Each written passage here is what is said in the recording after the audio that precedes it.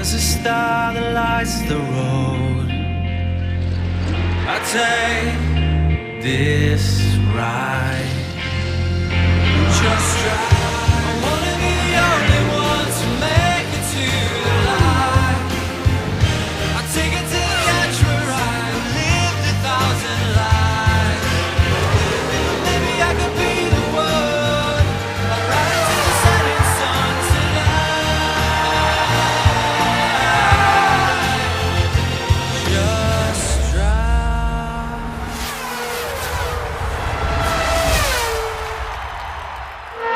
Hello and welcome to Jerez and to the first of these testing notebooks. Now, I just want to set the scene first of all. I'm recording this at 16:51 local time, so 4:51. We've got about 10 minutes to go, 9 minutes actually, until the end of testing. But I wanted to do it while the cars are still out on the track so that we can hear some, which is great after all this time away, isn't it, to actually hear them out on the track. Hopefully we can see some as well, and we can have a peek into the garages, because what happens here at the end of the day, they put the garage doors down, so you can't actually see anything. But Jerez, for me, brings back some great memories. At the European Grand Prix of 1997, I was up in that commentary box with Martin Brundle and Murray Walker when the whole, firstly in qualifying, 3 drivers set precisely the same time in qualifying, Frentzen, Schumacher and Villeneuve, which seemed amazing. And then we had that incident with Schumacher and Villeneuve, which ultimately ended with Villeneuve getting the World Championship. So great memories for me in Jerez. Do like it. Anyway, let's crack on. Let's have a look at Caterham first of all. Just come round here, Pete. You'll be able to see just past the barriers. Look at this lurid green, sort of Kermit the Frog style green that they've gone for. But apart from the paint job, it's actually quite a nice car. It's essentially based very solidly on the 2012 car and based on just improving the 2012 car in every area. So it really is similar. I mean, the outside, it does look similar to the 2012 car. There's nothing actually earth-shattering about it. We're told that the big improvements are coming for the Barcelona Grand Prix. That's race 5 of the World Championship. That's when we'll see the new bits. But there's a new front wing on there, the new barge boards just underneath the front suspension, which hopefully you can see as well. Oh look, soft tyres and a new driver, of course, Guido van der Garde, the Dutchman, who's just going out now on a brand new set of soft tyres to see if he can post in a decent lap time.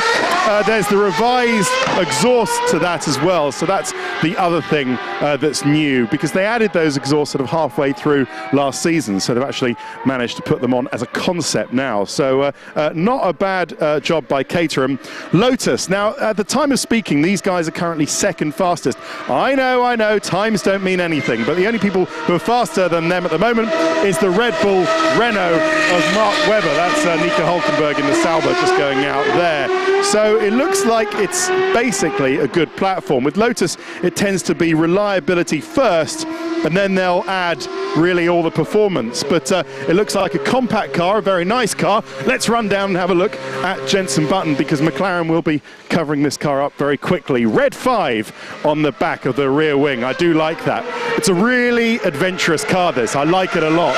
Pull rod front suspension rather than push rod. So the only people now with pull rod front suspension are McLaren and Ferrari, which I thought was really interesting. So we'll see what happens with that. If I just go to McLaren, yeah, as I say, car looks pretty good. The only team to copy those pull rod for suspensions. Jenson Button only did a few laps before the fuel pump failed earlier today, but they fixed that now. Watch out for that. They fixed that now. So let's just have a look at the Lotus as it goes out. I knew this was a good time to do the notebook, and indeed it's proved. So Romain Grosjean goes out. Now, the thing I'm interested in the Lotus is the rear of the car. They have copied the ducting exhaust system of the Red Bull. They're the only team I've seen so far to pretty much directly copy Red Bull's ducting system. Red Bull have now moved that ducting system on a step, which we'll get to when we get down to Red Bull, but that's what Lotus have done, and the rest of it looks a pretty good platform. Just to finish what I was saying about Lotus, there's a lot of optimism in the Lotus team. They seem to feel like they can do some really good things, certainly win more races than they did in 2012. We'll see if that happens or doesn't. Okay, we've talked about McLaren. Anything else to tell you? Yes. Now, this fuel pump that they replaced, You remember Jenson Button dropped out of the Monza Grand Prix because he had a fuel pump failure. That actually was an old design of fuel pump that McLaren had used for about 10 years and hadn't really changed massively over 10 years. So it seems that over the winter they've gone for a new spec fuel pump because it was a new spec that failed, and they're going to have to ask some questions for Mercedes and amongst everybody else as to why that failed. They'll want to make sure that doesn't happen again. I don't think there's anything else on McLaren. And where have we ended up? Ferrari. Now, also, not a team with a massive departure as far as the car goes.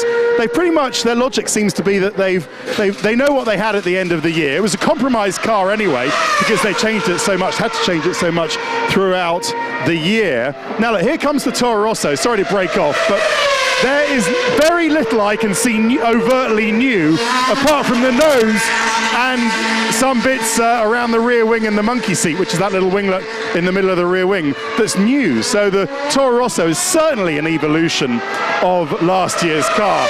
Ferrari also seems to be an evolution. What they've done is they've fixed some of the basic problems they had with last year's car. They haven't gone something revolutionary again because they know they don't really need to. And I think it's smart. If they feel that they can get to within a couple of tenths of a second maybe of Red Bull Racing, they can let Fernando Alonso do the rest. So they've got to make sure it's reliable as well. The thing I do love about this Ferrari is these two, a real novelty, I haven't seen this before, these two slats on the rear wing end plate. They look like they're held on with tiny bits of carbon fibre. Unfortunately, we won't be able to see it. We could hang around and wait until Felipe Massa goes out. I'll carry on talking about them. We'll see if he does go out. But they're a real novelty, and I haven't seen them before. I really like them. It's got a thinner nose, not quite that same boxy nose, and it's got a little vanity panel just smoothing out the step in the nose. We will talk about Fernando Alonso in this notebook tomorrow. We'll talk about some of the reasons that Fernando Alonso is not doing this test. Do we wait around to see the Ferrari? Yeah, why not, indeed. Better put your thing down, Pete, actually. They don't like that kind of thing. But we don't want to annoy them too soon in the season. We'll kind of save that until later on. But let's wait until he goes out, because I want to have a look at these slats. Let's talk about Marussia, first of all. And they've got, well, next. And they've got a problem in that they've got a rear suspension problem. And that stopped Max Chilton's progress today. Max Chilton was going along really well, and then they had a rear suspension issue, so they need to fix that. So haven't run beyond 29 laps. That was a spin that Max Chilton had with that rear suspension problem. So we'll see what happens of that. The car looks good. It's got a longer wheelbase. It's got KERS. It's got the Coanda exhaust. It looks really nicely put together. Pat Simmons is also here. Paul Di Resta in the new Force India. Pat Simmons is also here at the test. First time I've seen Pat Simmons at a live racetrack since his ban for fixing the Singapore Grand Prix all that time ago. So interesting to see Pat back. I don't know how many races he's going to come to. They don't have a second driver at the moment, although we think that deal might come soon. We're all expecting it to be Luis Razia, the Brazilian. But I hope he brings sponsorship, because I could only see some very minor sponsors on that car when it was launched this morning. No real big sponsors on that car, so money obviously tight. Now let's hang around here. I was going to tell you about Red Bull and everybody else, but we might as well hang around and see if Ferrari do go out. We've only got 1 minute left, so I don't think they are, but it's worth hanging around to see if they do. While I tell you about Red Bull, it looks similar, but every piece seems to be improved. They've got some really lovely ducting around the rear of the car, around the exhausts. Really nice detail work on the front wing, slightly tweaked rear wing as well, and that was supported by Christian Horner. You might have already heard in the 15-minute roundup program that you've probably already seen that precedes this. And are we going to see a Ferrari? Oh, come on. Christian Horner saying, you know, all we've done is to concentrate on every little bit, perfecting every little bit on what was already a pretty handy base. And there's Mark Webber, who's just going out in the Red Bull Racing Renault. They are currently fastest as I speak, so we'll see what Webber does there. But it certainly seems to be a very, very good car. We have really no way of knowing how fast it'll be compared to everybody else, but we will see. And I'll finish off with Mercedes, Force India and Williams. Firstly with Force India, that's a sort of tidied up car really. Here we go, here's the Ferrari. Let's have a look at the rear wing. If we come in here, have a look at the rear wing end plates you're looking at, and these little slats which are just on the end. You can see they've also got a monkey seat, which is the little winglet underneath the rear wing. And have a look at those slats. You can see them just on the rear wing end plate. At least I hope you can see them.